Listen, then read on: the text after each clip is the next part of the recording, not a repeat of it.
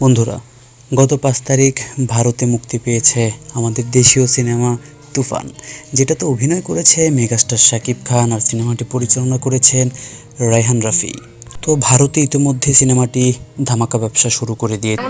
ভীষণ ভীষণ ভালো বলবো যে তোমরা আসো, এসে দেখো বইটা। মুক্তির পর একটু স্লো গিয়েছিল, কিন্তু এখন সিনেমাটি চমৎকার ব্যবসা করছে ভারতে। সিনেমাটির দর্শকরা বিভিন্ন মতামত, বিভিন্ন রিয়াকশন দিচ্ছেন সিনেমাটিকে নিয়ে।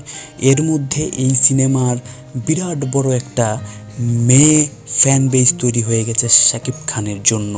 শাকিব খানকে তারা বলছে শাকিব খান অনেক কিউট, শাকিব খানের অভিনয় খুব সুন্দর। আবার তো অনেকেই বলছে যে শাকিব খান আমার ক্রাশ। অনেক ভালো, অনেক ভালো, ভীষণ সুন্দর, 10-এ 10। খুব ভালো। কেমন লাগলো?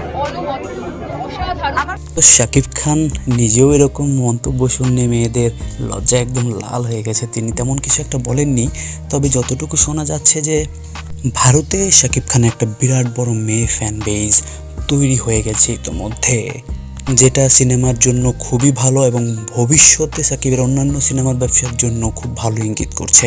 তো বন্ধুরা, আপনাদের কি মতামত অবশ্যই তা কমেন্টে জানাবেন। আর আমাদের ভিডিওটি ভালো লেগে থাকলে অবশ্যই লাইক, কমেন্ট এবং শেয়ার করতে ভুলবেন না।